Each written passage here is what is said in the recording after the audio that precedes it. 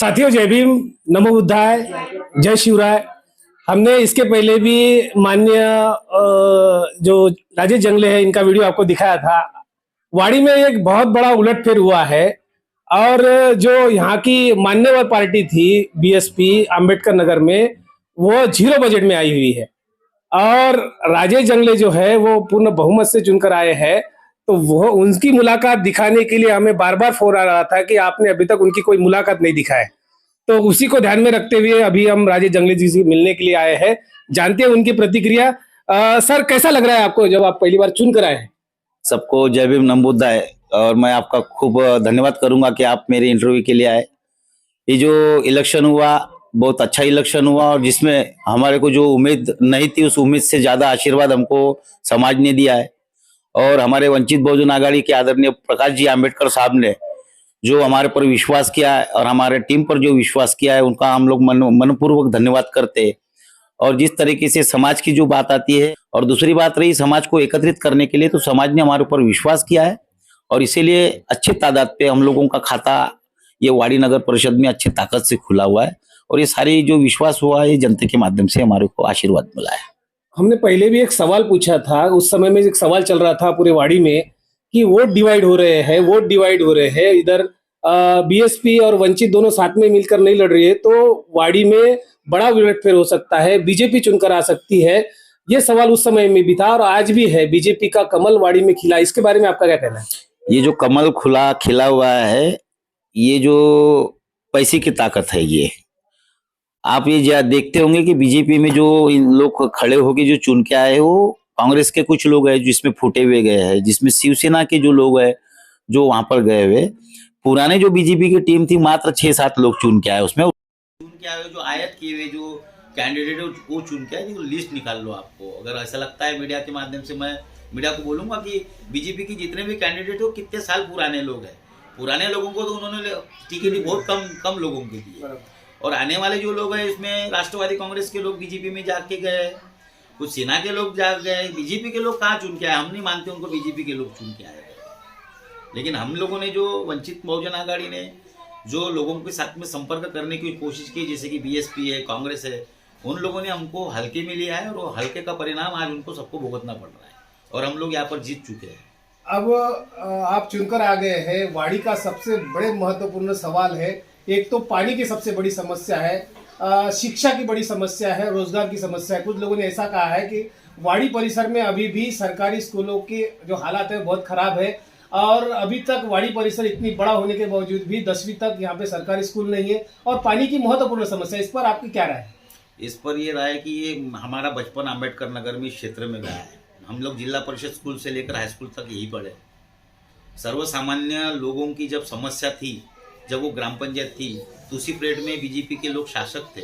उन लोगों ने हमारे बच्चों के लिए, हमारे भविष्य के लिए, आने वाले भविष्य के लिए ऐसी कोई जगह नहीं छोड़ी ताकि हम बच्चों को अच्छा मार्गदर्शन दे सके। बात रही शिक्षण की, शिक्षा हमारे क्षेत्र में बहुत अच्छी थी जिला परिषद स्कूल में। आज अगर जिला परिषद के स्कूल में जाएंगे तो हमारे को 20 से 25 लड़के मिलते हैं। क्यों? क्योंकि हमारे जो लोग हैं उनकी थिंकिंग बड़ी है कि जितना पैसा ज़्यादा खर्चा करोगे उतना बच्चों को अच्छा एजुकेशन मिलता है। ये गलती जिला परिषद की और सरकार की नहीं है, लोगों की गलती है। मैं मान्य करूंगा, लोगों को मैं आह्वान करूंगा कि जिला परिषद के स्कूल में हमारे बच्चों को, आपके बच्चों को वहां पर पढ़ाया जाए करके। आज भी जिला परिषद के स्कूल के टीचर्स हेडमास्टर है बस्ती में घूमते कि जिला परिषद के स्कूल में बच्चों को लेके आओ, लेकिन हमारी मनस्थिति नहीं है जिला परिषद के स्कूल में बच्चों को भेजे। पहले मनस्थिति हमारी चेंज करना पड़ेगा आपको। और अब दूसरा विषय पानी का जो विषय है, पानी का विषय ये बहुत सालों से अम्बेडकर नगर में चालू है। हम लोगों ने एनजीपी को अर्ज किया है कि जल्द से जल्द नई पाइपलाइन को हम लोगों को, हमारे जो गौर गरीब जो जनता है उसको सस्ता पैसे में, जिसको डिमांड बोला जाएगा, वो डिमांड कम पैसे में भरा जाएगा और हमारे को मुफ्त कलेक्शन लाइन पाइपलाइन मिले, पानी मिले। ये हम लोगों ने हमारे अधिकारियों को भी बताया और आने वाले समय में हम लोग सभागृह में जाके इस मुद्दे को सबसे पहले विषय को आप लोग लेने वाले हैं। और मैं आशा करता हूँ कि ये जो मेना का एनजीपी की जो लाइन है वो जल्द से जल्द अगले महीने 2 महीने में हम लोगों को नई पाइपलाइन मिलेंगी। इसका मैं आह्वान करता हूँ। अभी आप चुनकर आए हैं तो जनता को क्या अपील करेंगे, किस तरह से उनका स्वागत करेंगे जो आपको उन्होंने चुनकर दिया है? जनता को तो मैं यही यहाँ से आह्वान करूंगा कि सबसे ज़्यादा जिम्मेदारी जनता की है। अगर अपन अपने क्षेत्र को साफ सुथरा रखना है तो अपने को आगे होकर साफ सुथरे की जिम्मेदारी लेनी चाहिए।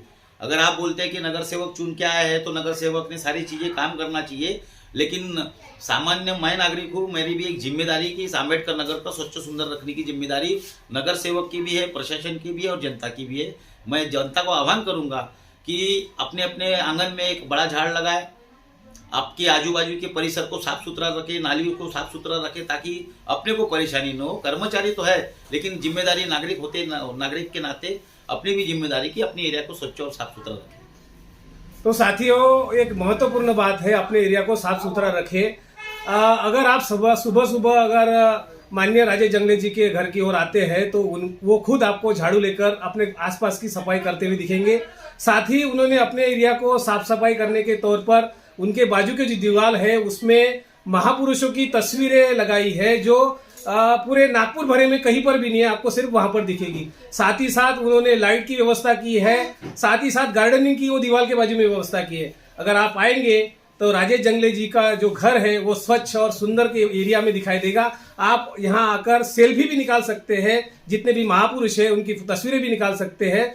तो आप केवल, इनका जो कहना है कि केवल आप एक चुनकर देने के बाद नगर सेवक की सब जिम्मेदारी नहीं होती, तो आपकी भी जिम्मेदारी होती है। साथ ही साथ हमारा ये कहना है कि राजेश जंगले जी का घर हमेशा के लिए आपके लिए खुला है, क्योंकि हमने जहां तक देखा है कि आधे रात में भी अगर कोई उनको फोन कर दे तो वो वहां पहुंच जाते हैं और उनका वो जो प्रॉब्लम है सॉल्व कर देते हैं।